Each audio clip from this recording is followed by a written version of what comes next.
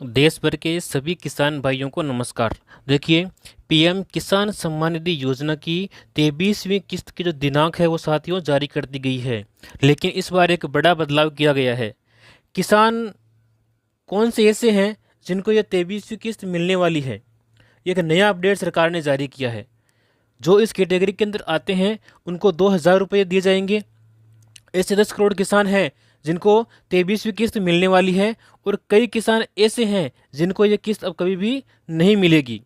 यानी कि मई के महीने में आपको किस्त मिलने वाली है। और साथ ही ऐसे कौन कौन से किसान हैं जिनको ये किस्त नहीं मिलेगी, ये अभी इस वीडियो में अपन जानने वाले हैं। और कब आपको ये किस्त मिलेगी, देखिए संपूर्ण जानकारी आपको यहाँ पर दी जाएगी, तो आप वीडियो को अंत तक जरूर देखें। देखिए, यह 2,000 की राशि केवल उन्हीं पात्र किसानों को मिलेगी जिन्होंने नीचे दिए गए काम पूरे कर लिए हैं। कौन कौन से? एक तो ई-KYC यदि उन्होंने पूरी कर ली है तो आपको जो है 23वीं किस्त का लाभ मिल जाएगा। साथ ही आधार लिंकिंग, बैंक खाता आधार कार्ड से आपका जुड़ा हुआ है, NPS-CI सीडिंग है, तो आपको इस 23वीं किस्त का लाभ मिलेगा। साथ ही अपनी भूमि का सत्यापन, आपकी कृषि भूमि का सरकारी रिकॉर्ड में सत्यापन होना अनिवार्य है 23वीं किस्त लेने के लिए। आगे बात करते हैं कि आप जो है अपना स्टेटस किस प्रकार से यहाँ पर चेक कर पाएंगे। देखिए, इसके लिए सरकार ने आधिकारिक जो वेबसाइट है वो जारी कर दी है। इसका नाम है pmkisan.gov.in। इसके ऊपर आपको लॉगिन करना होगा।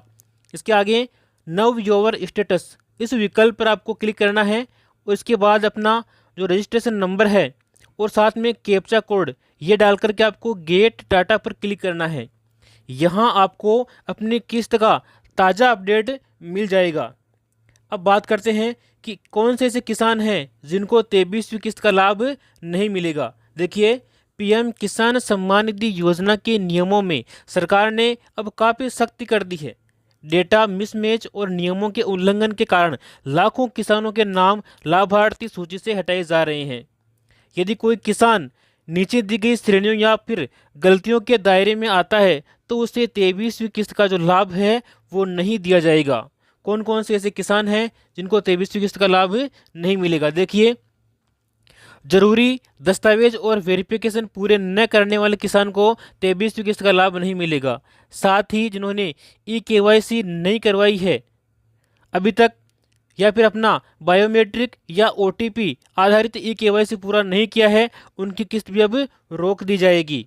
साथ ही भू सत्यापन न होने पर यदि किसी किसान ने अपनी भूमि का यानी जमीन के जो दस्तावेज हैं उनका सरकारी पोर्टल पर वेरिफिकेशन नो दिखाई दे रहा है अभी भी, तो उन्हें भी पैसा नहीं मिलेगा। तो आप जाकर के pm.kisan जो अपनी वेबसाइट है उसमें जाकर के अपना स्टेटस चेक करें, तक क्या आपके भी वहाँ पर नो दिखाई तो नहीं दे रहा है। इसको जल्दी से आप सही करें।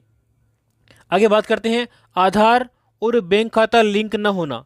देखिए, बैंक खाता आधार से जुड़ा NPS-CI सीडिंग है और डायरेक्ट बेनिफिट ट्रांसफर DBT के लिए चालू होना आपका अनिवार्य है, तभी आप आगामी 23वीं किस्त का लाभ ले पाएंगे।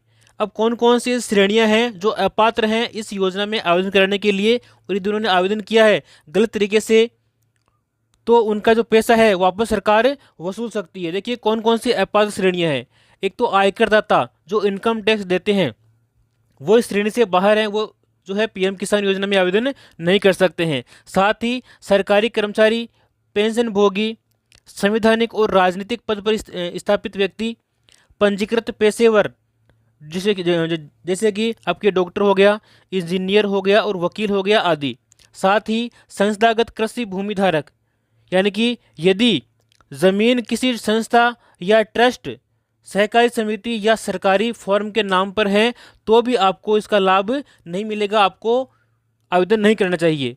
इन सभी कैटेगरी में यदि किसी भी कैटेगरी के अंदर आप आते हैं तो आप कदापि पीएम किसान योजना के अंदर आवेदन नहीं करें। इसके साथ ही आपको बड़ा जुर्माना या फिर आपके खिलाफ सरकार सख्त कार्रवाई कर सकती है।